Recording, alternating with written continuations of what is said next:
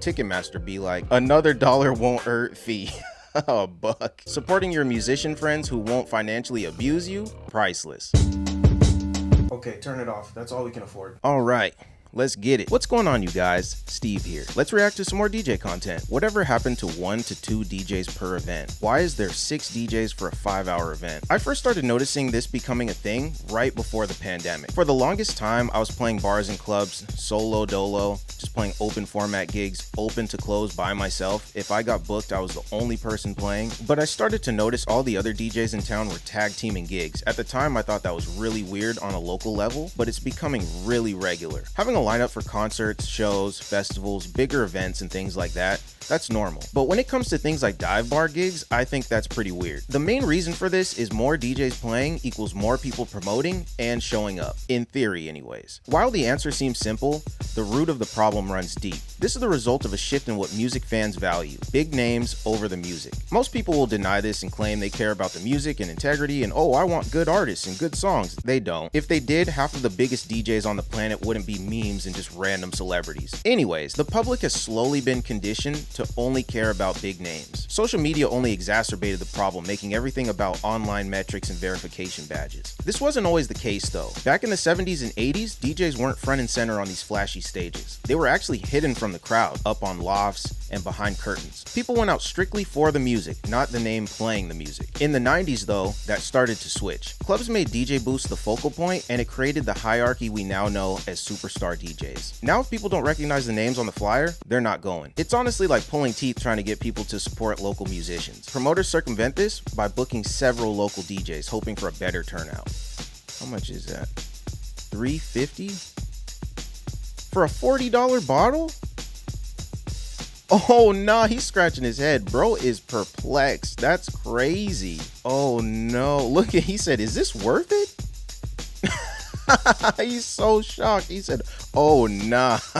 Buying bottles in the club is kind of crazy to me. Like, I don't understand it. The markups on these bottles are insane. That's a crazy video. Kind of funny, but super unfortunate because, you know, these markups are kind of killing the club scene. Tired of hearing artists complain about social media? What if the good old days of music promotion were actually way harder to get your music heard? Many artists today feel overwhelmed, like social media is some soul-sucking, crushing chore that distracts from the music. They complain about it all being a shtick and not about having talent, that they have to be content creators instead of just musicians. Have you heard that before? But what if this whole social media is the enemy narrative is completely backward? What if the real problem isn't the tools we have, but the mindset towards using them? Get ready for a serious reality check. My brother Prappa, an artist deep in the trenches who's seen success building his career online, argues that it's never been easier to get noticed if you're actually willing to do the work.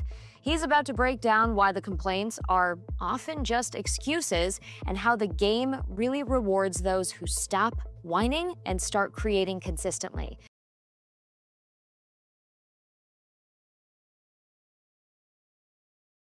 It is a soul-sucking chore. I want to keep my thoughts on this super concise because I can get long-winded. The frustration of up-and-coming musicians is valid. Don't ever let people punk you into suppressing your experience. It's not that artists don't want to promote themselves and put themselves out there online. It's the fact that people only respect big numbers. The music, the product, your talent, your ability, your potential, it doesn't matter to a lot of people. I can only speak for myself, but I've noticed industry people are much nicer to me since the channel has been growing. I haven't changed anything. The only thing that changed is I'm getting a couple more cosigns and I have more views on my content, which I'm very grateful for. But the person I am, the things I was doing, have not changed. All that's changed is the amount of eyes on what I'm doing. And that should not be the primary focus, in my opinion. The problem I see nowadays is that people only care about the numbers. Oh, this is viral? Oh, this has 1 million views? It's good. Oh, this doesn't have numbers like that? It's bad. It sucks. I don't want to hear it. Don't care. Get lost. And local musicians are totally valid for feeling that way. I feel like I'm getting kind of fired up about it because I'm really passionate about this. I hate toxic positivity music gurus. There's no nuance. There's no empathy, just gaslighting. They just engagement farm with a bunch of videos like, here's 5 reasons why you're never going to make it in music. Go fall in a sinkhole. Honestly, most musicians don't get positive reinforcement in those early stages. It's just not a thing. It can be very lonely and thankless when you're starting your music career. Most people in music only hear people like her, that are just dunking on them 24/7. Let me be very clear here. Should you complain about your life with no plan to improve? Absolutely not. Of course not. But it's also okay to admit that the industry is eating its own tail. Two things can be true. I hate when people spew this narrative that you're not good, you're not talented if you're not blowing up on these apps. The first thing out their mouths is talent doesn't matter. So if you're gonna yap, at least be consistent with your rhetoric.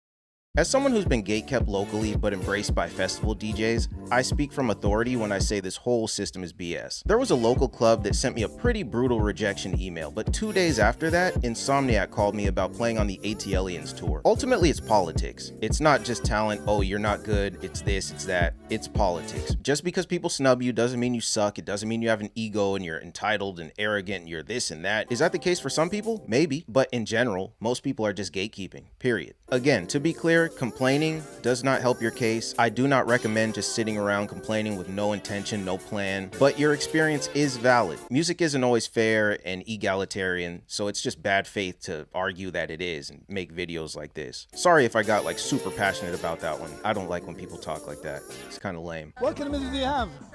What kind of music do you have? Afro house. Can you get more fancy or it's like anything? Fancy? This is very thin. This is like ultra. Huh? This is like ultra music. Ultra? Yeah? Yeah, don't be shy. Don't be shy. People want to party over here, you know? I hate when people make song requests like this. Those people who will just walk up to you and say, oh, can you play something we can dance to? Realistically, you can dance to anything. You can dance to classical music. It boils down to if you want to dance to classical music. My recommendation for people with song requests is know what you're requesting. Don't just walk up to the DJ and make some vague requests like that where you're not really saying anything. You should at least have a song, an artist, or something in mind. What this guy's saying just isn't helpful or useful to the DJ. Like, you can just see it on his face. He's kind of like, I don't know, bro. I'm just gonna huck it. So yeah, if you're gonna disrupt the DJ's piece, have something in mind. Addison Rae says she used to get paid $20 by record labels to post TikTok videos. It was actually really sketchy. That's crazy. 20 bucks is crazy. I believe it. I'm sure she's not lying. This happens in music. A lot of casual fans out there think that hit songs just go viral. Oh, they're just good. They're just the best songs among us. They're just the best artists among us. That's not always the case. There's marketing dollars behind all the songs you may know and love, even the songs you hate. I don't think there's anything inherently wrong with promoting songs, but they do buy hits. You can buy hits. There's artists out there who've been outed for botting their views, botting their streams, botting their followers and likes. A lot of this stuff online is smoke and mirrors. There's fans out there who find this type of stuff very hard to believe because they're like, oh, I like this artist. I like this song. I'm not a bot. I'm not AI. So how could it be fake if I like it? Maybe. There are real people listening to these songs, but a good chunk of them could be fake. Two things can be true. That seems to be the theme of this video. $20 is crazy, but there are labels out here that are paying for that promo, paying to get the numbers up on these songs. Ticketmaster be like concert ticket, venue fee, access fee, paperless transmission fee, fee 5 fum fee, cause we can fee, might as well fee, WTF you gonna do fee, another dollar won't hurt fee. A buck. Supporting your musician friends who won't financially abuse you? Priceless. This is kind of facts though. Oftentimes you might see tickets go live for a show or a festival or something and you're like, oh cool, this is the price. And then as soon as you get to the part where you plug in your card info, they tack on all kinds of stuff like this and it just derails. This is really unfortunate. This is the problem with monopolies in music, and it's also why I encourage people to go out and support your friends. If you have a buddy who's playing at the local bar that you like going to, don't tell him you're tired. Don't stay home and binge The Office for the 20th time. Don't tell him you're gonna go see LeBron James DJ instead. Invest in people who are trying and feed the scene. Honestly, the people who just work, they never support their local scenes, they just stack cash at their job to go to a festival or some arena show. That's what creates these monopolies and these problems like this. I guess that's all I got for this one. You guys let me know what you think in the comments. As always, I appreciate you guys, and I'll catch you in the next one.